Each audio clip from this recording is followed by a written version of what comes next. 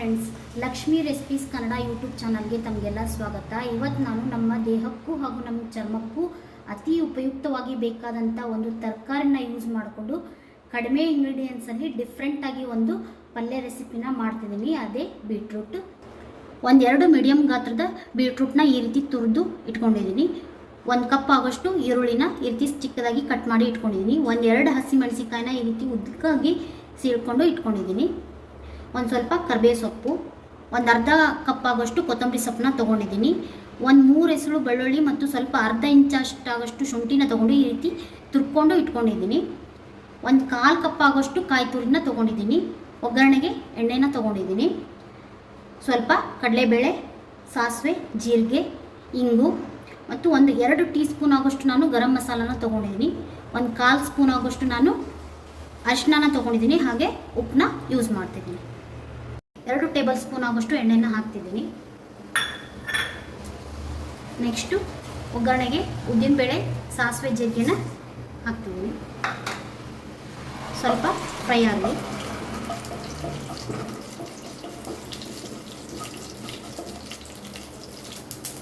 ಇವಾಗ ಶುಂಠಿ ಮತ್ತು ಬೆಳ್ಳುಳ್ಳಿನ ಸೇರಿಸ್ತಿದ್ದೀನಿ.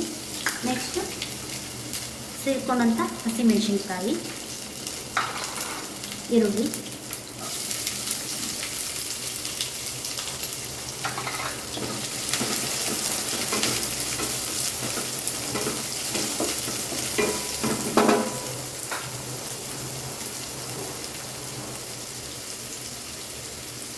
ಸ್ವಲ್ಪ ಕರಿಬೇವು ಸೊಪ್ಪು ಹಾಕಿ 1-2 ಮಿನಿಟ್ಸ್ ಫ್ರೈ ಮಾಡ್ಕೋಬೇಕು.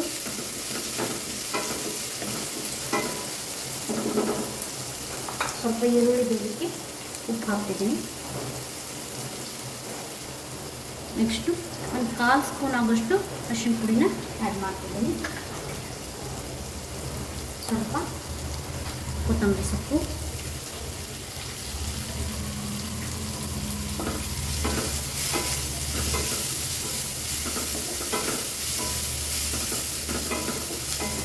ನೀವು ಈ ಬೀಟ್ರೂಟ್ನ ನಿಯಮಿತವಾಗಿ ಸೇವಿಸ್ತಾ ಬಂದರೆ ನಿಮಗೆ ರಕ್ತಹೀನತೆ ಸಮಸ್ಯೆ ಕೂಡ ನಿವಾರಣೆ ಆಗುತ್ತೆ.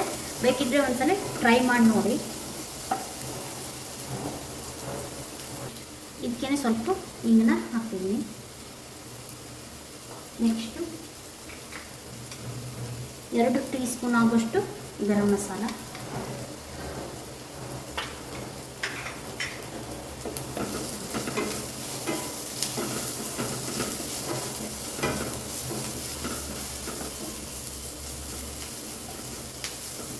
ಸ್ವಲ್ಪ ಹಸಿ ವಾಸನೆ ಹೋದ್ಮೇಲೆ ನೆಕ್ಸ್ಟ್ ನೀವು ತುರಿದಿಟ್ಕೊಂಡಂಥ ಬೀಟ್ರೂಟ್ನ ಇದಕ್ಕೆ ಸೇರಿಸ್ಬೇಕು. ಈ ರೀತಿ ಚೆನ್ನಾಗಿ ಒಂದ್ಸರಿ ಮಿಕ್ಸ್ ಮಾಡ್ಕೊಳ್ಳಿ.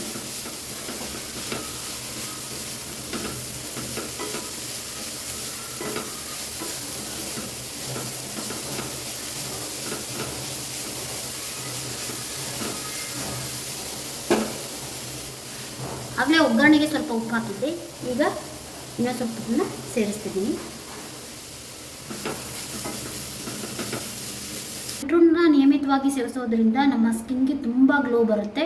ಹಾಗೆ ನಮ್ಮ BP ಕಂಟ್ರೋಲ್ ಮಾಡೋಕ್ಕೆ ಇದು ಸಹಾಯಕವಾಗುತ್ತೆ. ನೀವು ಬೇಕಾದರೆ ಟ್ರೈ ಮಾಡಿ ನೋಡಿ. ಹಾಗೂ ಇದರಿಂದ ಇನ್ನೊಂದೇನಪ್ಪ ಯೂಸು ಅಂತಂದರೆ, ಬೀಟ್ರೂಟ್ನ ನಾವು ತಿನ್ನೋದ್ರಿಂದ ನಮ್ಮ ರಕ್ತದಲ್ಲಿನ ಶುಗರ್ನ ಕಂಟ್ರೋಲಿಗೆ ತರುತ್ತೆ.